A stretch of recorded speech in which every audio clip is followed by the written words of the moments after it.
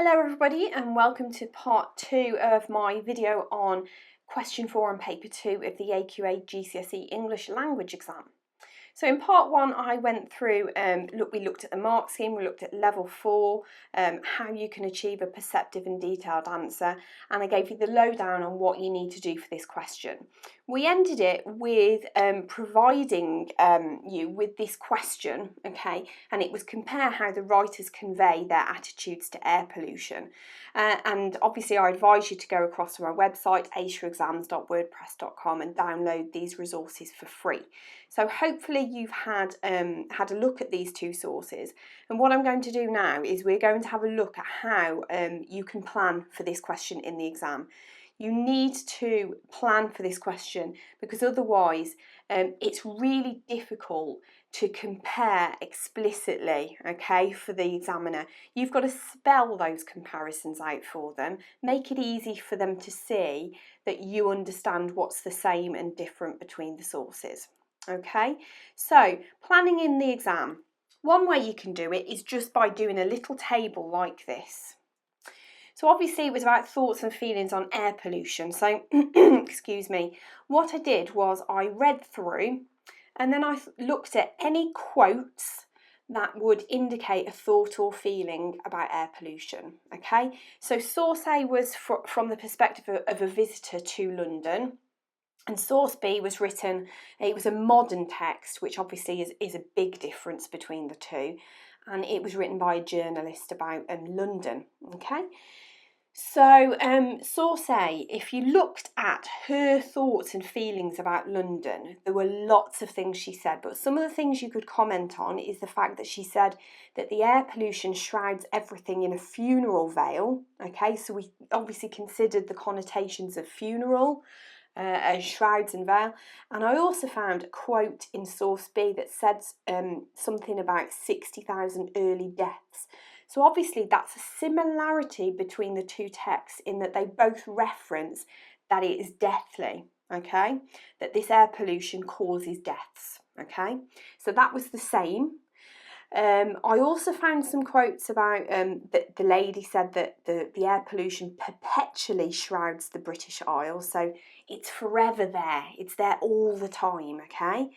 And then I found a quote within source B that said that air pollution limits had breached the legal limit for the whole of 2015 in just 4 days.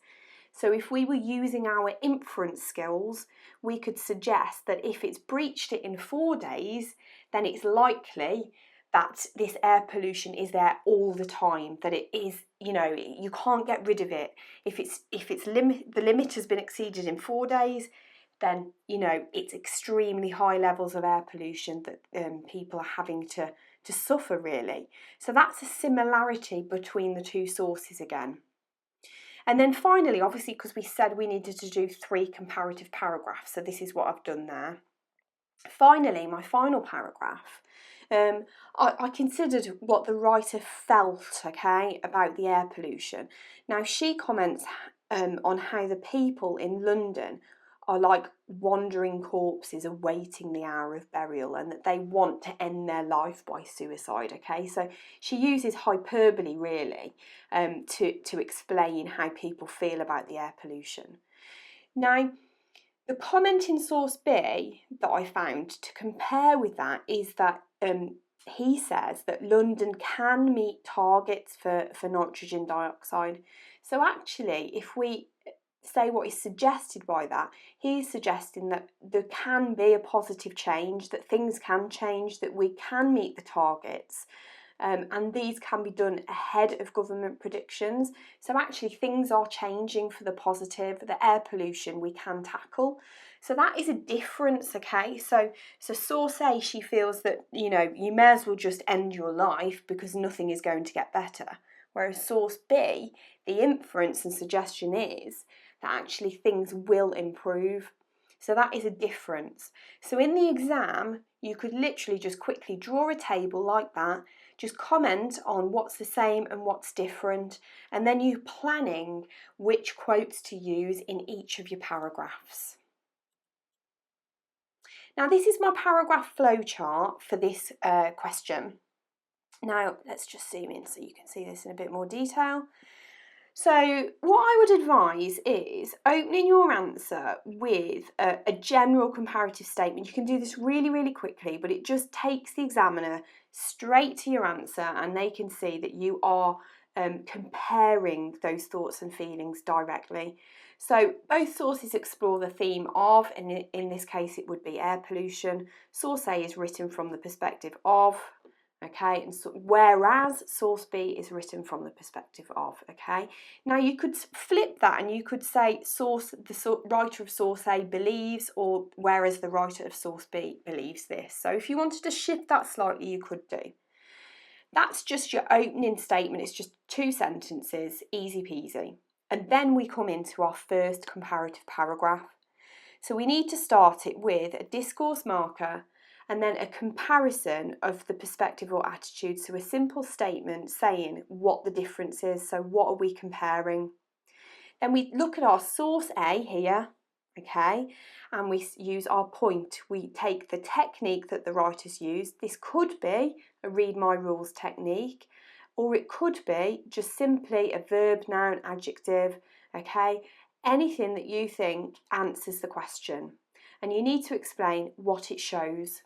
You put your quote in and then you do your dissection. So you explain what is implied by the word. Okay, what do they suggest about the writer's perspective? Also considering the effect on the reader. Then you need your point of comparison. So you go in, shift into source B now. So comparative discourse marker. So you would use something like similarly or in contrast to. Then source B's technique, and then to show what perspective it shows, you quote, and then you dissection. Okay, so exactly the same but for source B. And then finally, 1 or 2 sentences at the end of the paragraph, just saying what is the same or different about the perspectives in each of the sources. Okay, so again, you can get this as a free download from my website. Okay, very useful. Just gives you, you know, a step-by-step guide on the things that you need to include in that paragraph. Now, some people find that it's too prescriptive, that they don't like to do it in that order. Now, that is fine, okay? You can shift things about a bit. It might be that you want to use an embedded quote as part of your point. That's fine. You might want to define your word or phrase after you say what is suggested by it. That's okay too. But what I would say is you need to include all of these things in your answer, so almost mentally tick them off as you work through your paragraph. So let's have a look at how we put that flowchart into practice. So what I've done here is I've thought about that air pollution extracts, and I've used that flowchart to write the opening of my answer. So I've said both sources explore the theme of air pollution in London.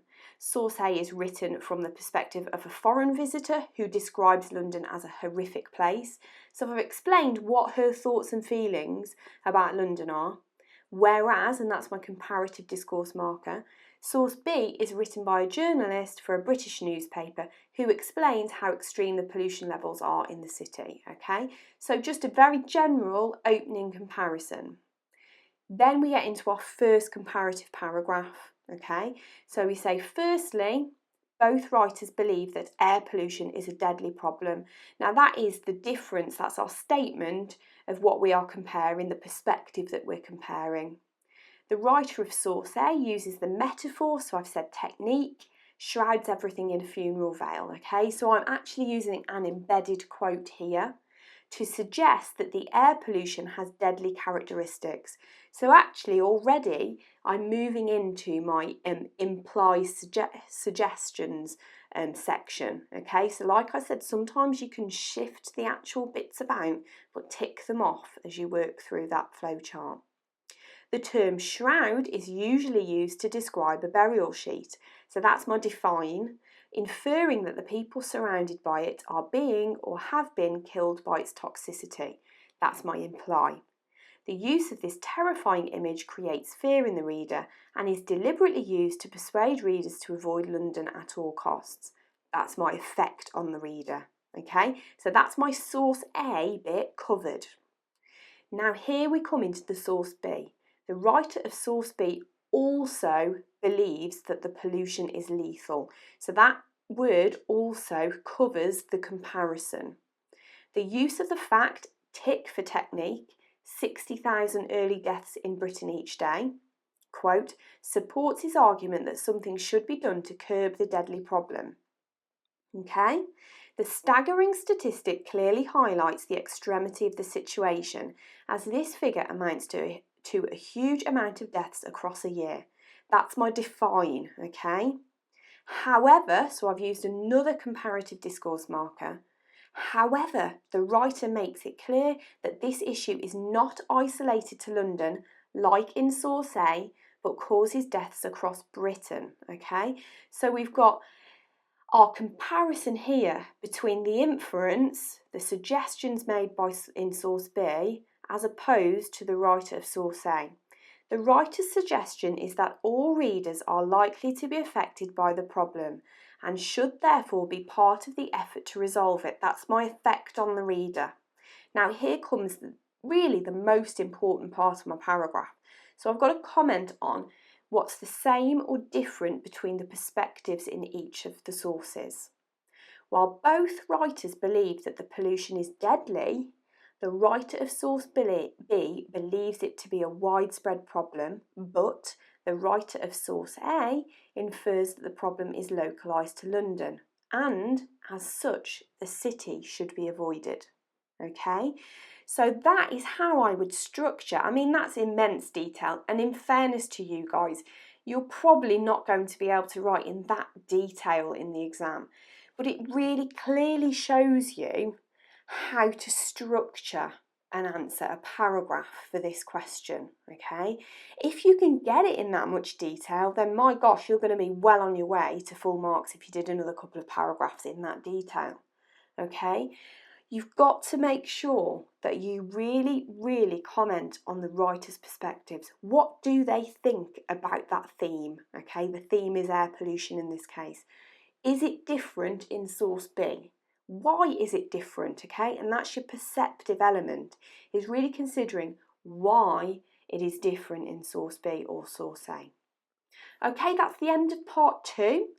So stay tuned for part 3, and part 3 I'm going to give you an exercise you can work through yourself, and I've got a full marks top level sample answer for that which you can download from my website.